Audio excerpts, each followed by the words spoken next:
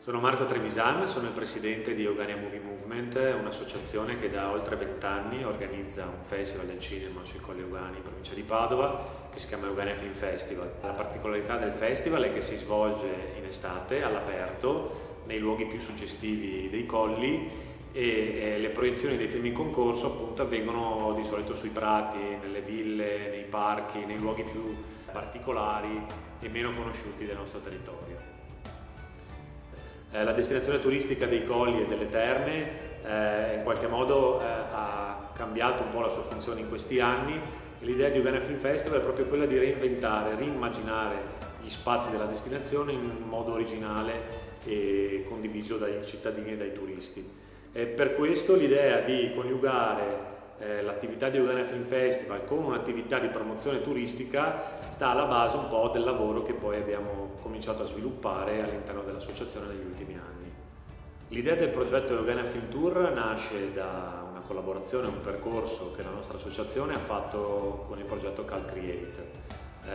Da lì, in collaborazione con l'Università di Padova, l'OGD Ternugane e altri attori partecipanti, abbiamo pensato di immaginare un progetto che portasse la promozione del cinema di qualità sul nostro territorio e lo facesse in modo originale e non scontato.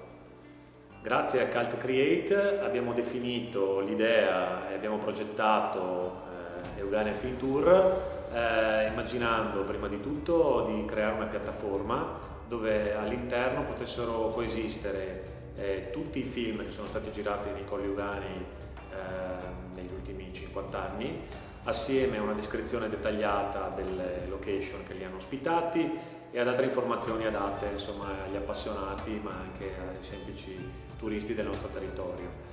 L'idea è di portare un prodotto turistico nuovo sui Colli Euganei per dare nuovi stimoli, nuove idee ai turisti che frequentano i nostri luoghi. Una delle sezioni più interessanti di Eugania Film Tour riguarda la parte dedicata ai tour tematici. Abbiamo creato 4 percorsi tracciati col GPS da fruire sia in bicicletta, sia in macchina, sia a piedi per brevi tratti, 2 dei quali sono dedicati al grande regista padovano Carlo Mazzacurati.